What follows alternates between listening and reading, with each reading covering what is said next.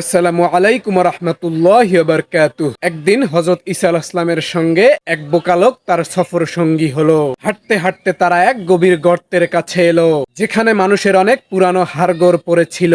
বোকা লোকটি হযরত ঈসা আলাইহিস সালামকে বলল, হে আল্লাহর নবী, আপনি যে ইসমে আজম, আল্লাহর বিশেষ নাম পড়ে মৃত মানুষকে জীবিত করেন, দয়া করে সেই নামটা আমাকে শিখিয়ে দিন। আমি এই হাড়গুলোতে প্রাণ ফিরিয়ে দিয়ে একটি মহৎ কাজ করতে চাই। ঈসা আলাইহিস সালাম তাকে বারণ করে বললেন, চুপ করো, এই পবিত্র নাম মুখে উচ্চারণ করার যোগ্যতা তোমার নেই। মৃতকে জীবিত করার জন্য এমন পবিত্র নিঃশ্বাসের প্রয়োজন যা বৃষ্টির পানির চেয়েও পবিত্র এবং ফেরেশতাদের চেয়েও বেশি প্রজ্ঞাময়। বহু বছরের সাধনা ও পবিত্র জীবনের পরই মানুষ এই আসমানি আমানত ধারণ করার যোগ্যতা অর্জন করে।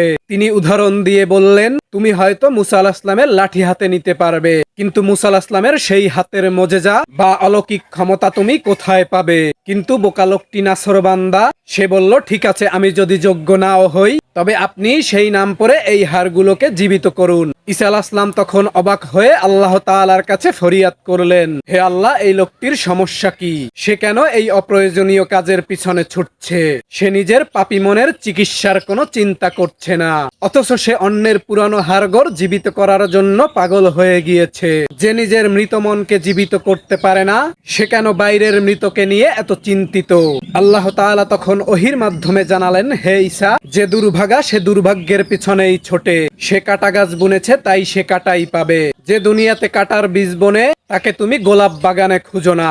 সে যদি হাতে ফুলও নেয়, তা কাটা হয়ে যায়, আর বন্ধুর কাছে গেলেও সে সাপ হয়ে ধ্বংসন করে। পাপী ও দুর্ভাগা ব্যক্তির স্পর্শে ভালো জিনিসও বিষাক্ত হয়ে যায়। অনেকে নিজের চরিত্র বা আত্মার সংশোধনের চেষ্টা না করে অলৌকিক ক্ষমতা বা অপ্রয়োজনীয় কাজের পিছনে সময় নষ্ট করে।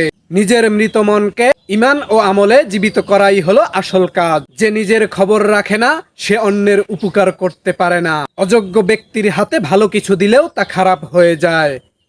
ইয়েস।